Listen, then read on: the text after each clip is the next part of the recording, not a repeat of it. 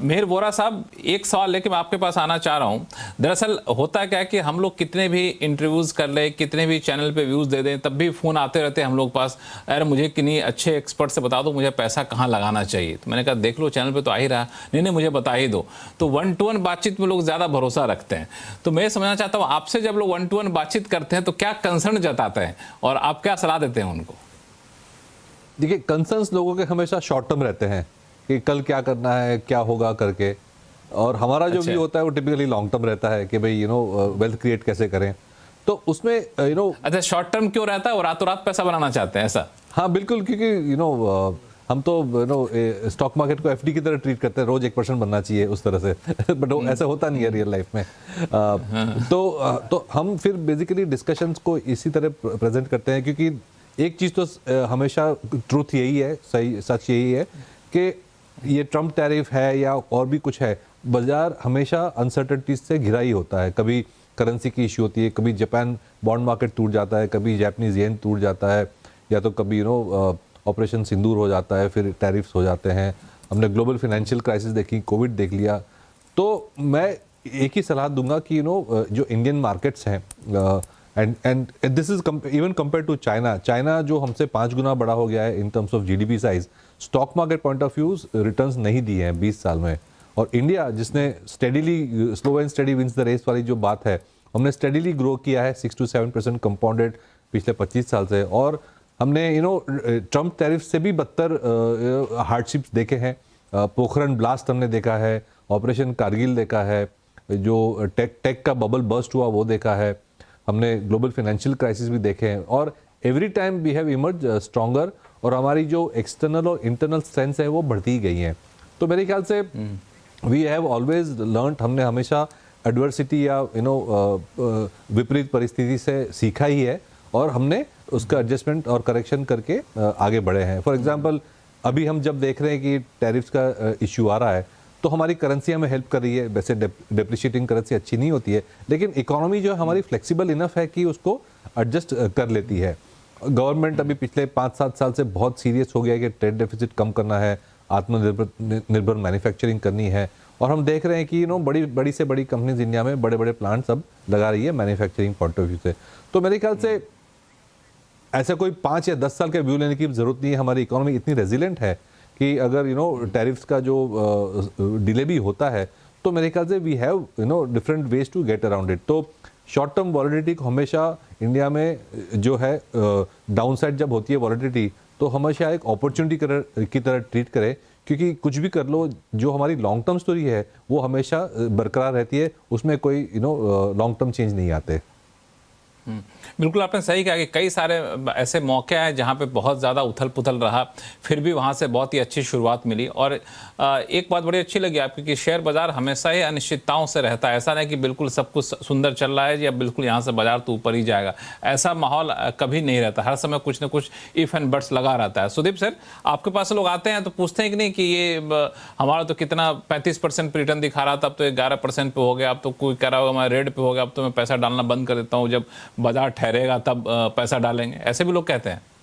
जी बिल्कुल कहते हैं, और सबका ही नजरिया होता है बहुत जल्दी पैसा बनाने का। और हम तो शुरू से ही कहते हैं कि ये सब हमको मत पूछिए मत, अगर आपको 1 साल प्लस का होराइजन है आपके पास तभी बात करते हैं, क्योंकि मैं तो सलाह वही दूंगा जहां पे आपको थोड़ा लंबा निवेश की रहना पड़ेगा, निवेश करना पड़ेगा। और देखिए, इंडिया में मैं मानता हूं कि अपॉर्चुनिटी बहुत है। नहीम साहब ने दूसरे तरीके से समझाया, मैं एक दूसरा एंगल से समझा रहा हूँ। इंडिया सबसे बड़ा कंजम्पशन वाला कंट्री है, 140 करोड़ की आबादी है। कंजम्पशन हमेशा से हमारे देश में कंजम्पशन जबरदस्त रहा है। चाइना का इकोनॉमी एक्सपोर्ट के बेसिस पे बना है, और इंडिया का इकोनॉमी का डोमेस्टिक कंजम्पशन एक बहुत बड़ा स्ट्रेंथ है। और ये टैरिफ, ये सब, इसके बावजूद इंडियन इकोनॉमी 7.4% जो जीडीपी का आंकड़े कुछ दिन पहले आए हैं, उससे ये साफ है कि इंडिया का जीडीपी ग्रोथ का मोमेंटम बरकरार रहेगा, इर्रेस्पेक्टिव ऑफ व्हाटएवर हैपेंस। बहुत बड़ा कुछ कैलामिटी हो जाता है वो अलग बात है, पर अदरवाइज जीडीपी ग्रोथ चलता रहेगा इसी मोमेंटम के साथ। और अगर 7-8% का GDP growth, real GDP growth होता है, 3-4% का इन्फ्लेशन रहता है, तो आपका 11-12% का नॉमिनल जीडीपी ग्रोथ आ जाएगा। और अगर आपने सही तरीके से शेयर चुने हैं मार्केट में, तो आपको 14-15% आराम से रिटर्न मिलेगा। और ये ऐसा कोई एसेट क्लास नहीं है जहां पे आपको इतना रिटर्न अश्योर्ड तरीके से मिल सकता है। हाँ, वो किसी साल गोल्ड में बहुत अच्छा रिटर्न होगा, किसी साल सिल्वर में होगा, किसी साल रियल एस्टेट में होगा, बट वो सब टेम्पोररी है। अगर कंसिस्टेंट आपको कंपाउंडिंग करना है अपना पैसे का, तो share market is the only way in which you can achieve that. ये निवेशक को समझना पड़ेगा, और जिसने ये समझा है और निवेश किया है उसको फायदा भी मिला है, बेनिफिट भी मिला है। हालांकि मैंने तमाम घुमा फिरा के पूछा, तब भी आपने साफ तौर से दोनों लोगों ने मना कर दिया कि शॉर्ट टर्म में तो चक्कर में पड़ना ही नहीं है, लॉन्ग टर्म में रहना है। अभिषेक अग्रवाल साहब शायद कुछ ऐसा टिप्स दे दें। जी, मेरी जो राय बन के आती है ऐसे माहौल में वो ये है कि ये मार्केट अब बाय ऑन डिप वाली मार्केट नहीं है, बल्कि कितना डिप करेंगे? तो बाय ऑन डिप करते करते पॉकेट डिप हो गए सबके।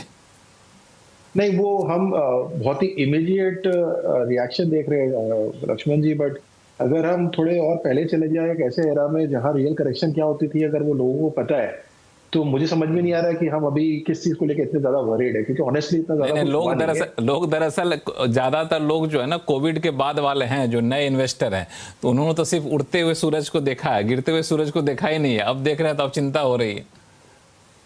तो मेरे हिसाब से सूरज अभी तो ढला नहीं है, और अगर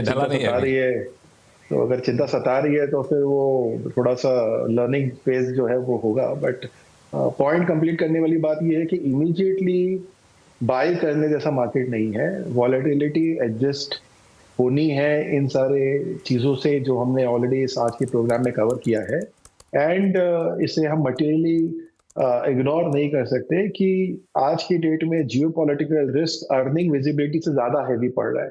सो मुझे लग रहा है कि एक तो अभी हम इस क्वार्टर की बात कर रहे थे कुछ समय पहले कि अर्निंग्स हमें देखनी है और मार्केट अनफॉरगिविंग होने वाला है अगर अब की बार कोई भी अर्निंग में सरप्राइज आया। तो मुझे लग रहा है वो फेज देखना जरूरी है बिफोर कोई भी व्यू ऐसा बनाया जाए कि हाँ अब हम वापस मार्केट में उतर के कोई एग्रेसिव कॉल परचेज की करें। उतने इंटरम में शायद अगर कुछ कैश कॉल लेके बैठना हो या कैश हो तो बहुत अच्छा रहेगा, और उसके लिहाज से कम मुझे लग रहा है कि एक क्वार्टर रुक के फिर अगर हम एक इन्फॉर्म्ड कॉल लें तो फिर ये लॉन्ग टर्म वाली जो व्यू है वो ज्यादा सपोर्टिव बन जाएगी उस वेल्थ क्रिएशन की जर्नी में, बिकॉज फिर आप उन्हीं तरह के स्टॉक के साथ बने रहेंगे जिन्होंने अपनी परफॉर्मेंस को डिलीवर किया है। तो ये हमें थोड़ा सा एक क्वार्टर और रुक जाना चाहिए, तब कोई लॉन्ग कॉल लेना ज्यादा सस्टेनेबल होगा। जसप्रीत सिंह जी, आप कैसे देख रहे हैं? जी लक्ष्मण जी, बिल्कुल वो सही उपाय, मतलब वो सही राह होगी मेरे हिसाब से। ये क्वार्टर को डेफिनेटली एक बार देख लें उसके बाद, but at the same time ये भी एक सच है कि स्टॉक स्पेसिफिक अगर कहीं अपॉर्चुनिटीज दिख रही हैं तो उसमें एंट्री करके बाय ऑन डिप्स ना बोल के भी, मतलब उसमें स्टैगर्ड बाइंग जिसे हम कहते हैं वो अप्रोच भी रखेंगे तो भी that may be a prudent step for somebody जो 3 से 5 साल का व्यू ले रहा है। तो अगर आप पिछले 5 साल का, अगर 6 साल का एक्चुअली प्री कोविड अगर CAGR भी देखेंगे तो 13% रहा है, जिसमें हाई एंड लो भी अगर देख लेंगे तो लोएस्ट निफ्टी की बात कर रहा हूँ, Nifty the lowest was 4% and the highest was 24%, और इन सब का एवरेज अगर देखा जाए CAGR तो 13% है। अब ये जर्नी तो फिर से दोहराने वाली है, right? Let's say another 12, 13, 14% CAGR, high and low 4 and 24। In between जो इस वोलेटिलिटी को बर्दाश्त कर सकते हैं वो ऑब्वियसली लमसम कर सकते हैं and they can do high equity investment. For others हम सजेस्ट करें कि आप स्टैगर्ड बाइंग करें, एंड थोड़ा अगर एक और मतलब मैं उसमें ऐड करना चाहूँ कि in the immediate focus on spaces जहाँ पे डोमेस्टिक लिंकेजेस ज्यादा है, पब्लिक सेक्टर एंटरप्राइजेस ज्यादा है, एंड जहाँ पे अर्निंग्स की विजिबिलिटी ज्यादा है, वैल्यूएशन कंफर्ट ज्यादा है। तो आई थिंक उससे थोड़ा बहुत बचाव उधर से भी। मीर वोरा साहब, चलते चलते कुछ सेक्टर आपकी पसंदीदा अभी के माहौल में? देखिए, सबसे मैं कहूँगा लीडिंग सेक्टर है और जो सेक्टर मार्केट को बहुत इन्फ्लुएंस करेगा वो सबसे लार्जेस्ट सेक्टर है जो बैंकिंग एंड फाइनेंस वाला है। ये सेक्टर काफ़ी टाइम से अंडर परफॉर्म कर रहा है और डिसअपॉइंट किया है। In spite of valuations being good, valuations अच्छे हैं, बैलेंस शीट बहुत क्लीन है, कैपिटलाइजेशन अच्छी है।